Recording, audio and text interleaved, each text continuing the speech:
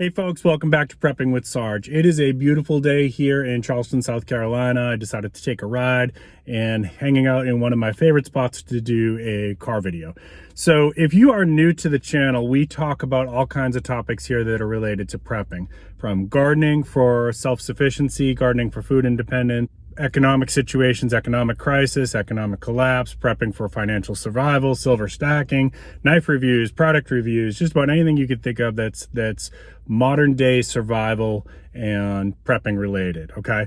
And today I'm here to do a video response to a question by one of my YouTube friends, Corsair Trainers. Corsair Trainers is also in the survival preparedness niche. I will put a link down to his channel down below, and specifically to the video that prompted me to want to do this video response.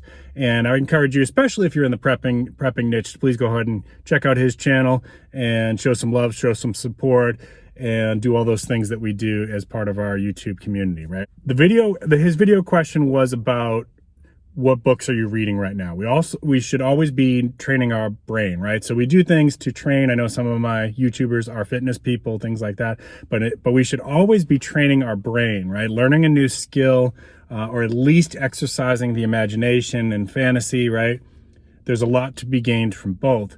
And I will confess that in the last few years, I have leaned way more on reading from my phone and my tablet and my laptop than from actually reading a physical book. And that's not good. And I'm going to tell you why. So some of you may know from my other videos, I'm a therapist by trade. That's my primary trade, actually. And one of the things that happens when you primarily are reading from electronic sources is that you're picking up on a lot of the blue light that comes off of the electronics. Now that blue light is actually not really good for you. It stimulates the brain, and especially if you're doing it before bedtime, it makes it a little bit hard to go to sleep, or it can affect the quality of your sleep and the quality of your dreams.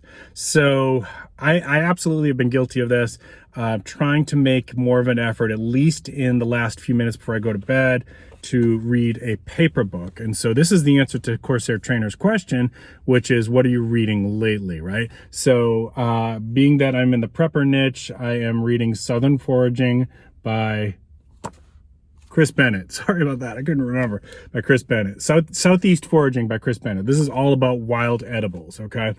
And if you're in the prepping or survival niche, you should be aware of the wild edibles in your neck of the woods at minimum. Now, if you get a book like this for your region, and I'll go ahead and link this one in the comments below, where if you're in the Southeast, I know some of my viewers are, you can find this on Amazon, which is where I got it from. It says that on the back cover, it says it covers Alabama, Arkansas, Georgia, Kentucky, Louisiana, Maryland, Mississippi, North Carolina, Northwestern Florida, South Carolina, which is where I'm at, Tennessee, Virginia, and West Virginia, okay? If you're into wild foraging and wild edibles, I do recommend you also get a mushroom guide for your area, because that's a whole different ball game, right? So it's usually not covered in books like this. That's a whole different ball game, and you need a whole different book for that. If you're not in one of those states that I mentioned before, just all you have to do is look for wild edibles foraging in your state, and something should pop up on Amazon, okay?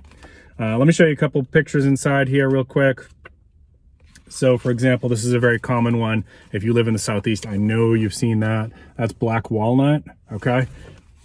And what this book does is it tells you whereabouts you should find it, not just what state, but like is it close to a riverbed? Is it close to a lake? What time of year you would likely see the edible portion of the plant, and also how to gather and how to eat. So sometimes with these wild edibles, like poke, for example, you can't just pick it up and eat it. You have to eat only the young leaves, and you're supposed to boil it twice, right? So you might say, well, that's not a wild edible. Well, if you were starving to death, you probably would eat it, right? Let me show you one more here. So, of course, you all know this one. This one's everybody has seen this before, right?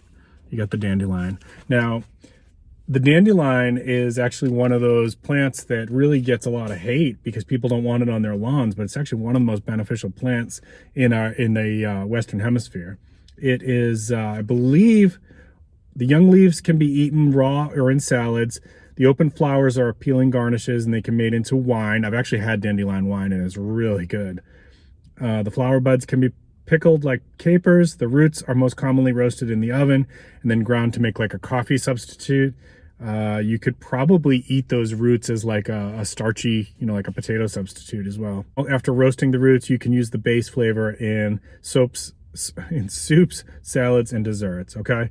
And it also gives you some ideas on how you could preserve this, like pickling and things like that. So, all right, that's my video response.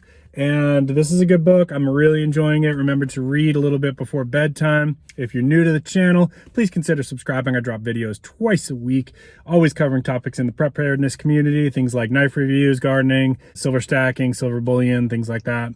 And if you like this video, please consider dropping a like. Comment of the day. Please tell me a little bit about what you're reading now. Let's pass this torch. Keep planting your seeds. Keep stacking your silver. This is Prepping with Sarge.